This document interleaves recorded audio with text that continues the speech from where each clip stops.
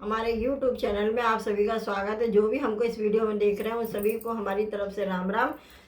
पिछले वीडियो में रामचरितमानस का जो उत्तरकांड है उसके हमने 40 दोहे चौपाइयों के साथ पूरे पढ़ लिए थे और जिसके आगे के दोहे चौपाई है वो हम इस वीडियो में पढ़ेंगे। तो आप सभी हमसे जुड़े रहिए और ध्यानपूर्वक सुनिए। सनहु तात माया कृत गुणवर दोष अनेक, गुणिय उभय न देख यही देख सो अविवेक। इसका मतलब है, हे तात सुनो, माया से रचे हुए ही अनेक यानी सब गुण और दोष हैं, अर्थात इनकी कोई वास्तविक सत्ता नहीं है। गुण यानी विवेक इसी में है, दोनों ही न देखे जाएं, इन्हें देखना ही अविवेक है। श्रीमुख बचन सुनत सब भाई, हर से प्रेम न हृदय समाई, करें विनय अति बार ही बारा, हनुमान ही हरस अपारा। अर्थात भगवान के मुख से ये वचन सुनकर सब भाई हर्षित हो गए। प्रेम उनके हृदयों में समाता नहीं, पर बार बार बड़ी विनती करते हैं। विशेषकर हनुमान जी के हृदय में अपार हर्ष है। पुनरक पत्निज मंदिर गए, ए विचरित करत नित नए, बार बार नारद मुनि आवै, चरित पुनीत राम के गावई। अर्थात तदंतर श्री रामचंद्र जी ने अपने महल को गए और इस प्रकार नित्य नई लीला करते। नारद मुनि अयोध्या में बार बार आते और आकर श्री राम जी के पवित्र चरित्र गाते। नित नवचरित देखी मुनि जाई, ब्रह्मलोक सब कथा कहाई, सुनि बिरंची अतिशय सुख मानई, पुनि पुनितात करहूँ गुणगानई। अर्थात मुनि यहाँ से नित्य नए नए चरित्र देखकर जाते हैं और ब्रह्मलोक में जाकर सब कथा कहते हैं। ब्रह्मा जी सुनकर अत्यंत सुख मानते और कहते हैं, हे तात बार बार श्री राम जी के गुणों का गान करो। सनकादि नारद नारद ही सराही, यद्यपि ब्रह्म निरत मुनि आही, सुनि गुणगान समाधि विसारी, सादर सुनई परम अधिकारी। अर्थात सनकादि मुनि नारद जी की सराहना करते हैं। यद्यपि वे सनकादि यानी मुनि ब्रह्मनिष्ठ है, परंतु वे श्री राम जी का गुणगान सुनकर वे भी अपने ब्रह्म समाधि को भूल जाते हैं और आनंद पूर्वक उसे सुनते हैं। वे राम कथा सुनने के श्रेष्ठ अधिकारी हैं। जीवन मुक्त ब्रह्म पर चरित सुनहित ध्यान, वे हरि कथा न करहीं, रति तिनके ये पाषाण। अर्थात सनकादि मुनि जैसे जीवन मुक्त और ब्रह्मनिष्ठ पुरुष भी ध्यान यानी ब्रह्म समाधि छोड़कर श्री राम जी के चरित्र सुनते। यह जानकर भी श्री हरि को कथा से प्रेम नहीं करते। उनके हृदय सचमुच ही पत्थर के समान है। एक बार रघुनाथ बुलाए, गुरु दुजबापुरवासी सब आए, बैठे गुरुमुनि अर्धु सज्जन, बोले बचन भगत भवभंजन। अर्थात एक बार श्री रघुनाथ जी के बुलाए हुए गुरु वशिष्ठ जी, ब्राह्मण और अन्य सब नगर निवासी सभा में आए। जब गुरु मुनि ब्राह्मण तथा अन्य सब सज्जन यथा योग्य बैठ गए, तब भक्तों के जन्म मरण को मिटाने वाले श्री राम जी वचन बोले। सुनो सकलपुर जन्मम बानी, कहो न कछ ममता और हानि, नहीं अनीत नहीं कछ प्रभुताई, सुनो करो सो तुम्हें सुहाई। यानी हे समस्त नगरवासियों, मेरी बात सुनिए। यह बात मैं हृदय में कुछ ममता लाकर नहीं कहता हूँ, न मैं अनीति की बात कहता, न इसे कुछ प्रभुता है। इसलिए संकोच और भय छोड़कर ध्यान देकर मेरी बातों को सुन लो और फिर यदि तुम्हें अच्छी लगे तो उसके अनुसार करो।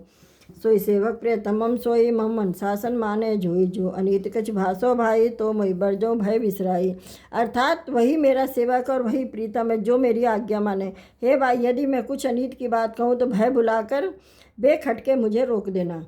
बड़े भाग मानस तन पावा, सुर दुर्लभ सब ग्रथन गावा, साधन धाम मोक्ष कर द्वारा, पाई न जहीं पर लोक सवारा। अर्थात बड़े भाग्य से मनुष्य शरीर मिला। सब ग्रंथों ने यही कहा है कि यह शरीर देवताओं को भी दुर्लभ है, यानी कठिनता से मिलता है।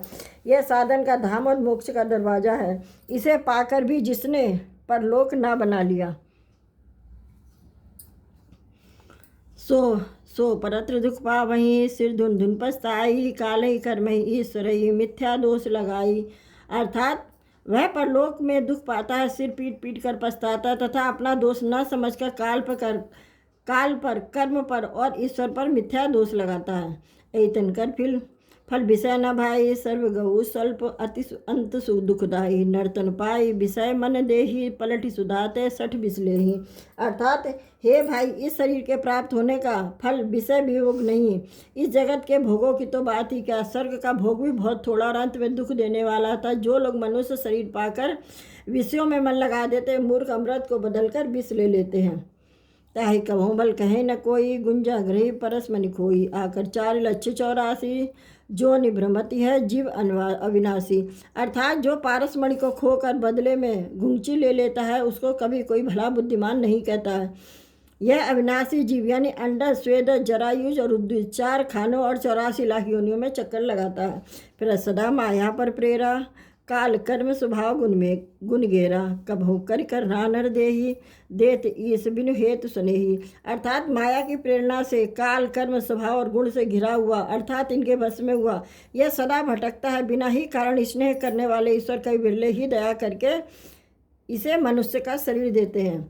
नर्तनुभव बारित कह बेरु, सन्मुख मरत अनुग्रह मेरो, कर्णधार सदगुरु नावा, दुर्लभ आज सुलभ करी पावा। अर्थात यह मनुष्य शरीर भव सागर से तारने के लिए बेड़ा यानी जहाज है। मेरी कृपा ही अनुकूल वायु है। सदगुरु इस मजबूत जहाज के कर्णधार है यानी खेने वाले हैं। इस प्रकार दुर्लभ कठिनता से मिलने वाले साधन सुलभ होकर भगवत कृपा से सहज उसे प्राप्त हो जाते हैं। जो न तरह भवसागर नर समाज असिपाई, शोकृत निंदक मंदमती, आत्मा हन गति जाई। यानी जो मनुष्य ऐसे साधन पाकर ही भवसागर से न तरे वह कृतघ्न और मंद बुद्धि है और आत्महत्या करने वालों की गति प्राप्त होता है। जो परलोक यहाँ सुख चाहे हूँ, सुन बचन हृदय गुण दुर्सुलभ दुखद सुलभ सुखद मार्ग यह भाई, भगत मोरी पुराण श्रुति गाई।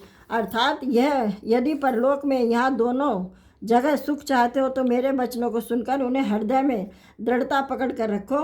हे भाई, यह मेरी भक्ति का मार्ग सुलभ और सुखदायक है। पुराणों और वेदों ने इसे गाया है। ज्ञान अगम प्रत्युप अनेका, साधन कठिन मह कुटे का, करत कष्ट बहु पावई कोई, भक्तहीन मोहि प्रिय नहीं सोऊ। अर्थात ज्ञान अगम यानी दुर्गम है और उसकी प्राप्ति में अनेकों विघ्न है। उसका साधन कठिन है और उसमें मन के लिए कोई आधार नहीं है। बहुत कष्ट होने पर कोई उसे पा भी लेता है तो वह भक्ति हित होने से मुझको प्रिय नहीं होता। भक्ति स्वतंत्र सकल सुख खाने, बिनु सत्संग न पावई प्राणी, पुण्य पुंज बिनु मिलई न संता, सत्संगत संस्कृति कर अंता। यानी भक्ति स्वतंत्र है और सब सुखों की खान है, परंतु सत्संग यानी संतों के संग के बिना प्राणी इसे नहीं पा सकते और पुण्य समूह के बिना संत नहीं मिलते।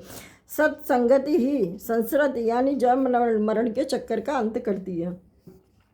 पुण्य एक जब मौने दूजा, मन कर वचन विप्र पद पूजा सानुकूल ते मोहि पर दे मुनि देवा, जो तज कपट करहि दुसेवा।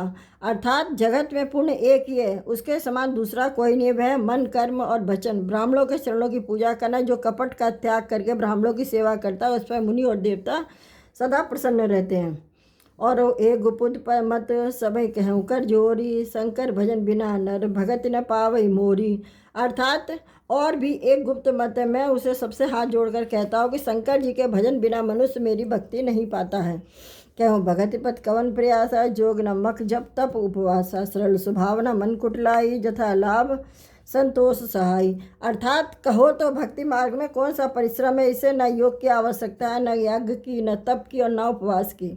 यहाँ इतने ही आवश्यकता है कि सरल स्वभाव, मन में कुटिलता ना और जो कुछ मिले उसी में संतोष रखें।